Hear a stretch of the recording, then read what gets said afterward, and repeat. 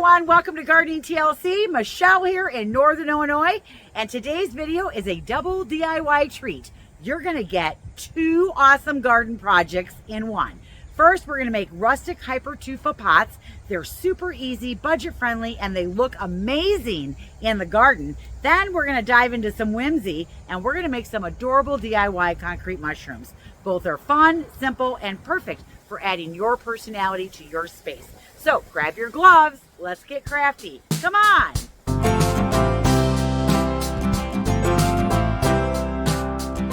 Welcome everyone. Are you ready to make some Hypertufa pots? That is what we're gonna do first. Now I can tell you, I am totally inspired to make this craft because of other people's gardens that I have gone to this year.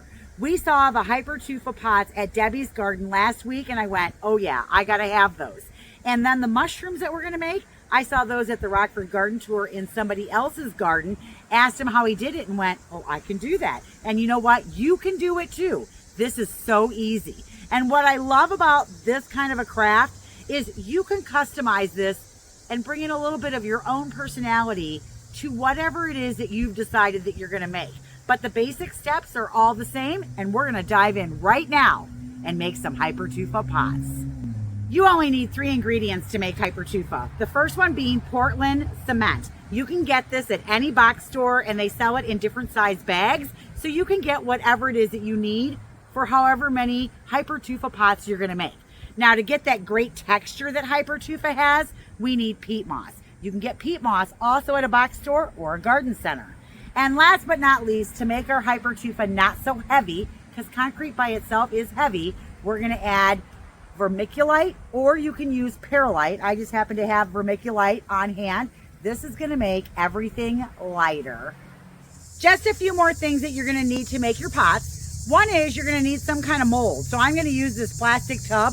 I got this at the Dollar Tree for $1.25, and we're gonna be making one of our pots right in this. You also are gonna need water because that's what's gonna mix your 3 ingredients together. I like to wear gloves when I'm mixing. I need pan spray because that's what's going to allow our mixture to release from our plastic.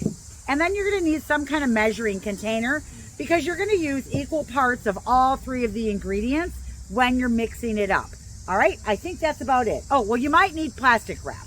So sometimes I use plastic wrap and I'll show you why I'm gonna use that in just a little bit.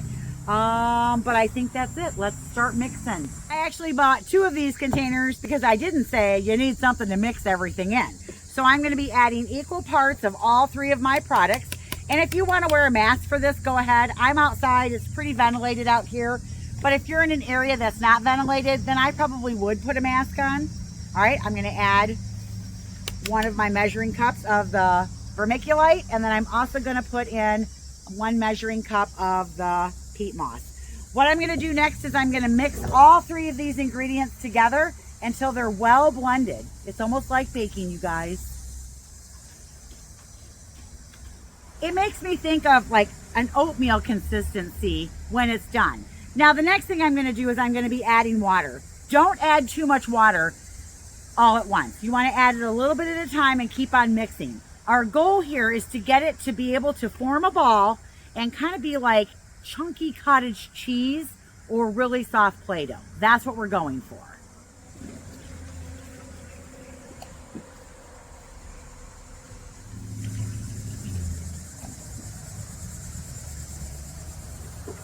As you can see here, it kind of looks like chunky cottage cheese, and I can make a ball.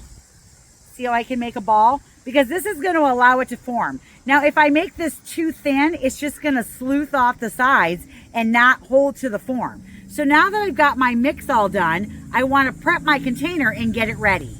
Now I'm ready to put my Hypertufa into my mold, and you can use whatever kind of form you want. You can make it out of cardboard. You can make one out of wood. If you do that, you're going to have to line it with plastic because the plastic is what's going to allow whatever it is you make to release. Now, because we're using plastic, plastic actually releases a lot easier than pretty much anything else I've ever used. So what I'm going to do is I'm going to be spraying the inside of my container with just a good coat of this pan spray. And that's what's going to allow my Hypertufa to release. Now, the other thing that I find is when I'm using Hypertufa and I'm doing it in the form, I don't go all the way to the top. So I'm only going to be filling my Hypertufa up to about right here because I want this to be like an oval bowl. I don't want it all the way to the top. The other thing is when you're putting it in, you really want to try and keep the consistency of the thickness the same. So I'm going to do the bottom first and then I'm going to do the sides. Now, as we do the sides, I'm going to add a little bit of my personality in here, and I'll show you how to do that when we get to that part. I'm going to do the bottom first. So I'm going to add my Hypertufa.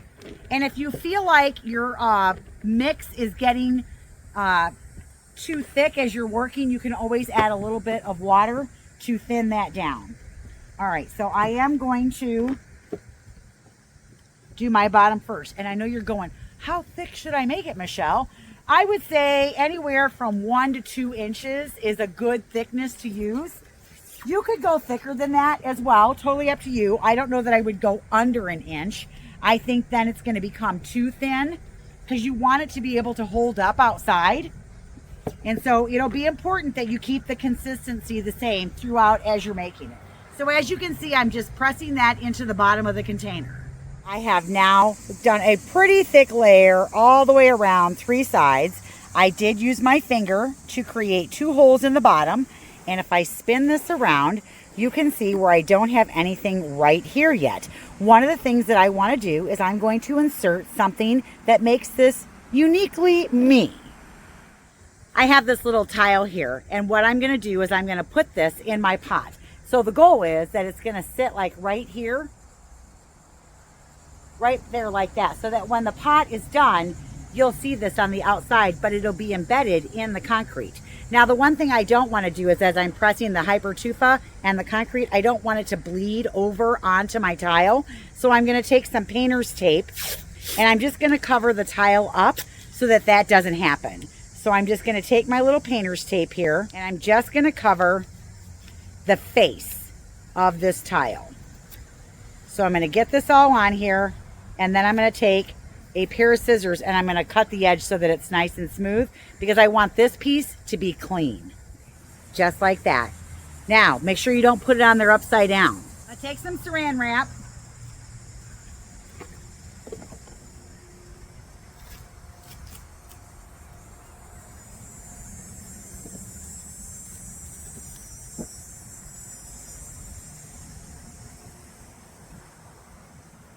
And the reason I'm using the saran wrap is I'm a little afraid that this won't release from the plastic, so I'm just doubling up my bets to make sure that it releases.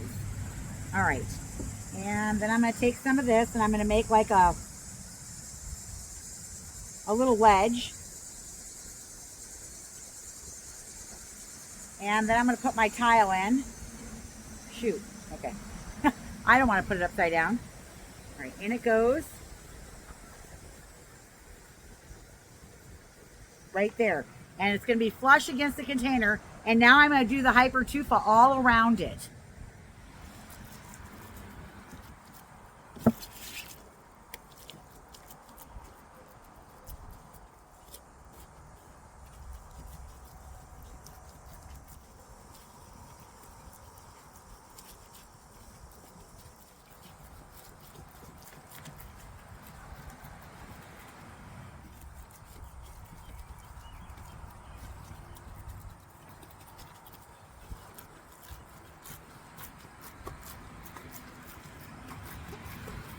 Had to mix up a little bit more to finish, because the one thing I want to make sure I do is as I go up the sides, I want to make sure that they aren't getting like thinner as you push it up. You want to make sure that you have that consistency all the way through.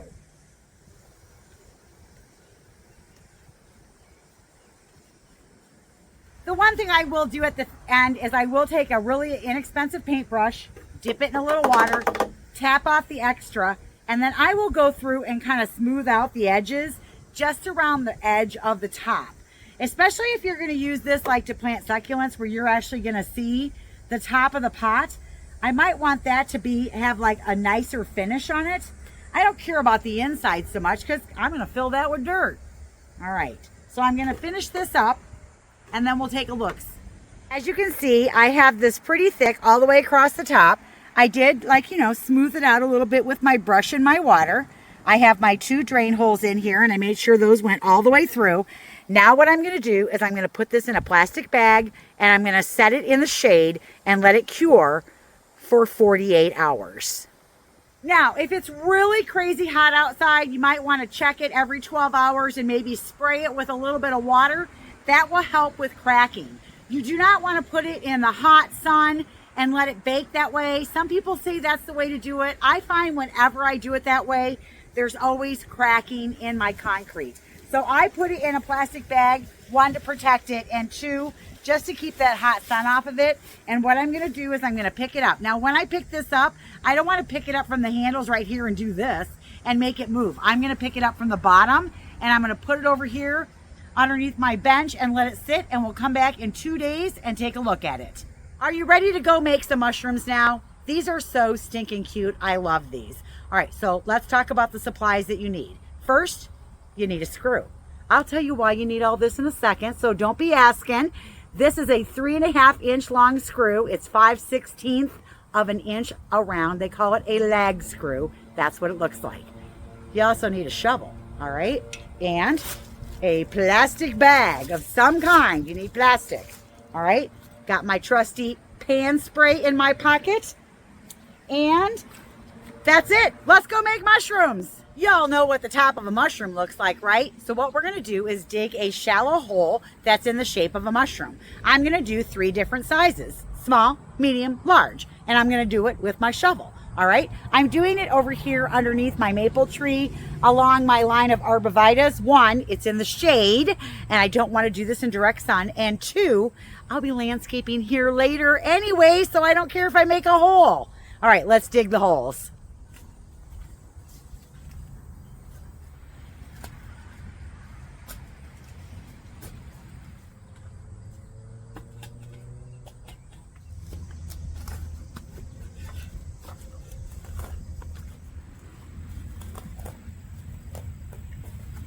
I have created my 3 holes. They're all different sizes. And can you visualize that, you guys? The top of the mushroom. That's what we're going for. So it's kind of shallow around the outside and a little deeper in the center. I made them 3 different sizes so that I have 3 different size mushrooms. Next, we're going to lay plastic wrap in the holes. We're going to spray that plastic wrap with the pan spray because that's our release. And then I mixed up some more of the Portland concrete. I had a little bit of peat moss left, so I threw it in there. It's not going to hurt anything. And then I'm just going to pour it in, pat it down, and then they're just going to sit in here and dry. Now, the one thing you want to make sure is that the plastic is bigger than the concrete that you're putting in there, because when this is dry, you're going to lift the plastic out, and that's going to be your mushroom top. Now, I'm also going to be putting a screw in the center of each of these so that when they're dry, I can screw the mushroom leg on, I guess is what I'm going to call it. All right, so let's do this.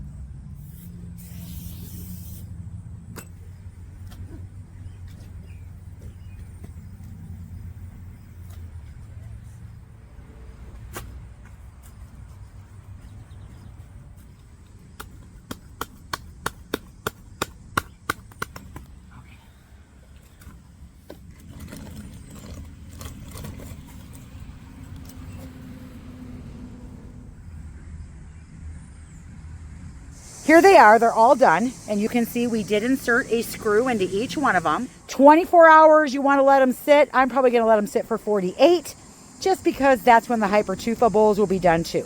All right, so there's our 3 mushroom. These are the caps or the tops. It's now been a couple days and we're ready to take our Hyper-tufa out of our container. So what I did was I cut a slit here and I cut a slit here. That way it's just easier to get this out.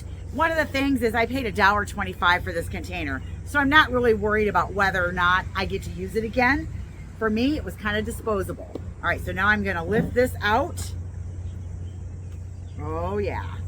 All right, there it is.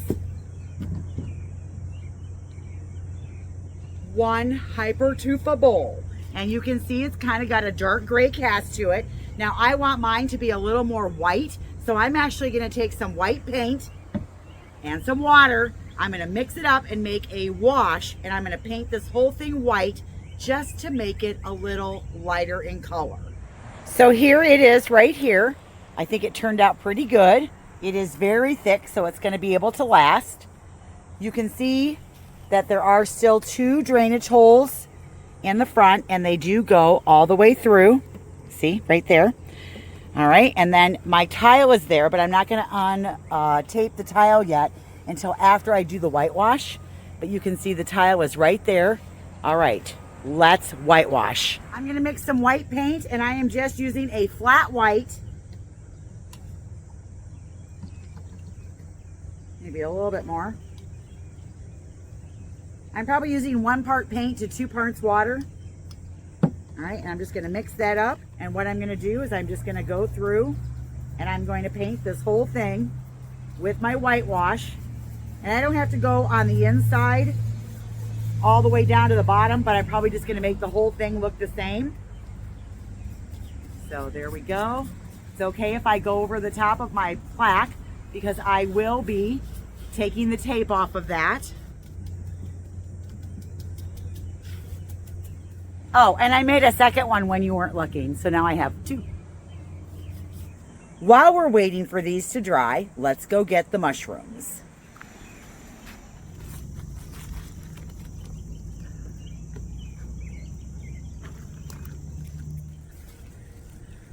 All right, let's pull the tops off.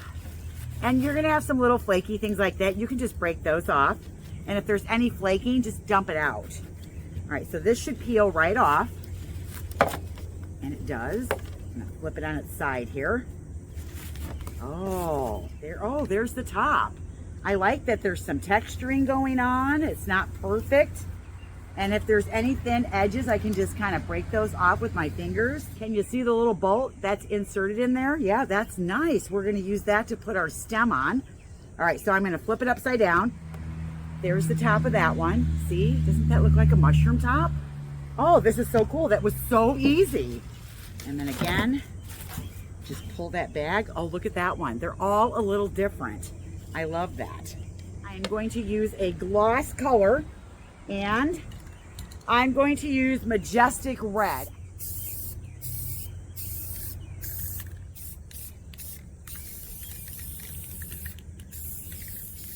All right. Gonna let that dry, then we'll flip them over and do the top side. I'm now going to use the same paint that I used to thin down to paint the Hypertufa pots to paint my polka dots on my mushrooms, and I'm just gonna use a little stencil brush. I'm going to dip it, take off the excess, and then I'm just going to dab, dab, dab, dab, dab, and make polka dots all over my mushrooms.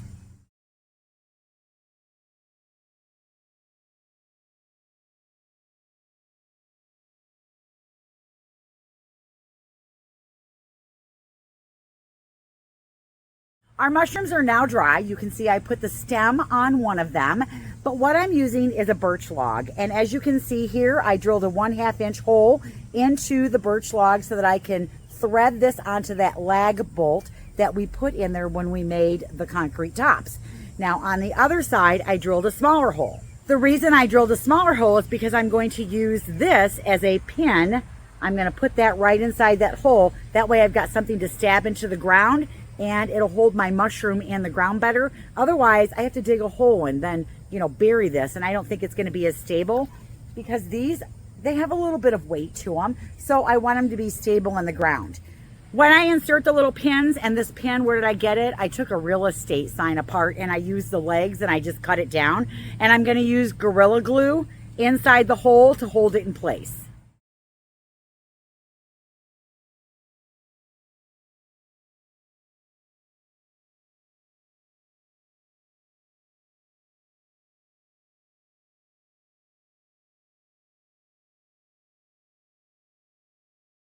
Let's take the tape off of our tile and see how that turned out. All right, let's take the tape off so you can see the tile. There's the tile all embedded in there. I think that turned out great. I love that in there. Our pots are done. They are ready. And I want some moss growing on the outside of my pots. I think that will look so cool. So I'm going to take some yogurt, which I have right here. I have some plain Greek yogurt. And then I'm going to take some moss. There is a little bit of dirt on the back. But what I'm going to make is a little paste. I'm going to throw this in my blender, mix it up, and then we're going to brush it on the outside of the pots.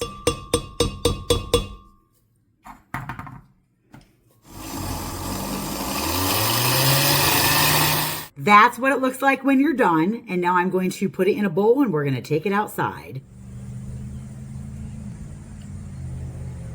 And I'm just kind of putting it where I want some moss to grow. And I'm using a paintbrush, but you could certainly use your hand.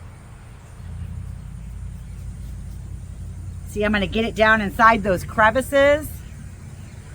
That's what makes a paintbrush nice. And I want to put it on thick enough that there's, you know, there's some actual moss in there.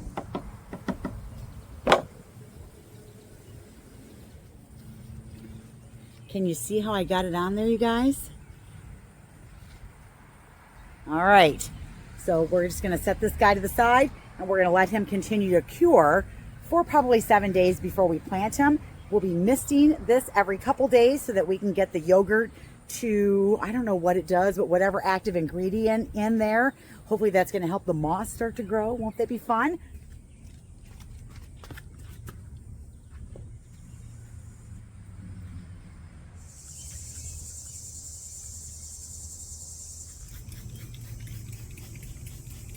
And that's a wrap for today, you guys. I hope you enjoyed making these Hyper-tufa pots and the little concrete mushrooms with me. I had so much fun making them. And maybe you're feeling inspired to go get some materials and make some of your own. They are so easy to make and you can customize them to your own personality. I just think it's such a cool way to add just a little bit of charm that's all your own to your garden. So if you liked this DIY video and maybe you'd like to see me do some more DIYs, which I don't do a lot of them, but if you'd like to see more, let me know down in the comments below. Now, as always, you guys, thanks so much for watching. I certainly appreciate it. If you're new here and you like this video, subscribe down below, and I hope you get your hands in the dirt today. Oh, wait. I hope you get your hands in the concrete today. I'm Michelle, and we'll see you in the next video. Bye, everyone.